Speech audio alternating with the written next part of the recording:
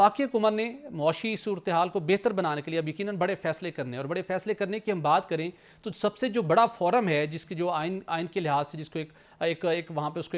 एक proper provision दी गई है, वो है मुश्तरका मफादात काउंसिल का फोरम, जिसकी सरबराह प्राइम मिनिस्टर करते हैं और उसके साथ चारों सूबे वज़राला उसके मेंबर हैं। उसकी तश्कील 9 की गई है और खास सब पहली मरतबा उसमें वज़ीर ख़जाना की बजाय वज़ीर ख़ारजा को भी उसका मेंबर बनाया गया। ये 8 रुकनी कौंसल है जो आने वाले दिनों में जो सूबों और वफाक के मबैन जो ऐसे बड़े फैसले हैं, जो कि ऐसे कुदरती वसाइल हैं, कुछ दीगर मनसूबे हैं जिनके आइन के आर्टिकल में जिसमें पहला राइट सूबों का है, ये वफाकी हुकूमत को ऐसा काम करना चाहती है जिसके अंदर सूबों का ऑन बोर्ड करना ज़रूरी है, तो इस फोरम पर फैसले किए जाते हैं। लेकिन जैसे कि गुज़श्ता हफ्ते हमने बात की थी कि मुस्लिम लीग नून की क़यादत ने यह फैसला किया है कि अगरचे के वज़ीर ख़जाना औरंगज़ेब साहब उनका एक बड़ा अच्छा ट्रैक रिकॉर्ड है, लेकिन हुकूमत के अंदर पहली मरतबा आकर वो खिदमात सर अंजाम दे रहे हैं और इस वक्त पाकिस्तान जिन चैलेंज से नबर्द आज़मा है उससे निमटने के लिए वो साबिक वज़ीर ख़जाना और मौजूदा वज़ीर ख़ारजा इसाक डार की सलाहियतों पर, उनके तजर्बे से और उनके विजन से पूरा फ़ायदा उठाना चाहते हैं। यही वजह है कि हमने पहले देखा कि एक सबसे अहम काबीना की कमेटी जो कि निजकारी से मुतल्लिक है,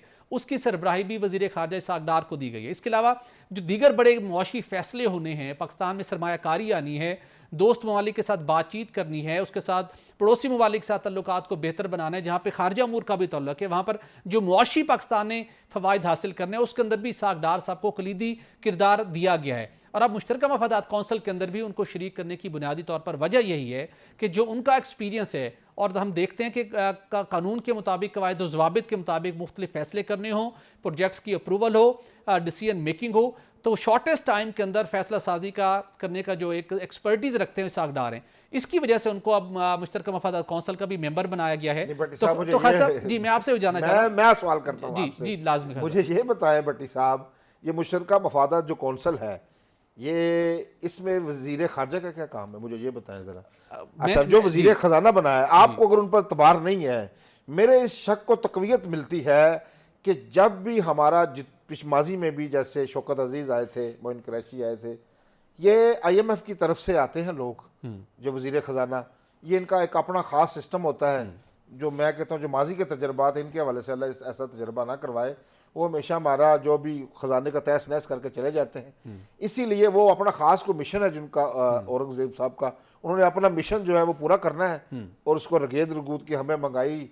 और ये तूफान देकर बेरोजगारी का और माशियत तबाह करके चले जाना है। इसीलिए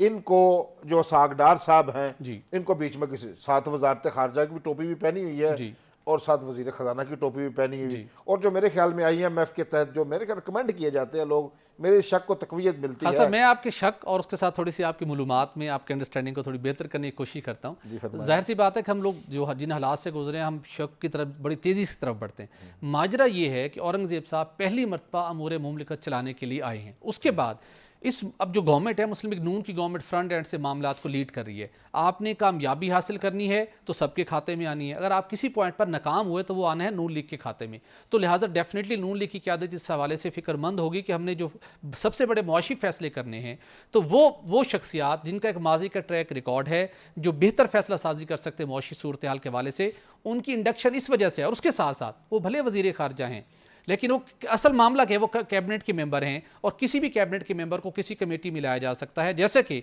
मुश्तरका मफादात कौंसिल में। ये पहली बार हुआ है नहीं, इससे पहले कोई वजीर खारजा मुश्तरका मफादात कौंसिल आप उसको वजीर खारजा से हटा के कैबिनेट मेंबर के तौर पे लें, इस वजह से उनको लाया गया है कि जो वहां पे वजीर खारजा की एक्सपर्टीज चाहिए। भट्टी साहब, हमें तो ये बताया गया था कि ये जो मईशत के बड़े अरस्तू हैं सागडार साहब, अगर इतने बड़े अरस्तू थे, ये तीसमार खान थे, फिर इनको वजारत खजाना क्यों नहीं दी गई? फिर एक नौ मोज जो जैसे कि आप कह रहे हैं बैंकर है, मुझे तो बिल्कुल इसमें कोई दायरे, मैं आपकी बात से इख्तलाफ करता हूँ। ये खास मिशन पर आए हैं और ठीक है, और फिर उनको वही मिशन है उनका IMF के साथ मामला तय करना है। जो बाकी हुकूमती नज़म है ना, वो भी सारा अभी तक जो सागडार के गिर्द घूम रहा है, वो उसके गिर्द घूम रहा है। लेकिन खास साहब, आपकी जो फ़िक्र है, आप हमें सबको इस हवाले से मज़ीद परेशानी की ज़रूरत नहीं है कि जो हम चाहते हैं कि IMF की वजह से जो मसाइल पैदा होते हैं, डेफिनेटली मसाइल पैदा होते हैं, लेकिन IMF का प्रोग्राम हासिल करना और उन कंडीशंस के ऊपर करना कि जिससे मज़ीद महंगाई ना बढ़े, जिसके अंदर बुनियादी बेंचमार्क है वो ये है कि डॉलर की कदर में मज़ीद इजाफा ना हो,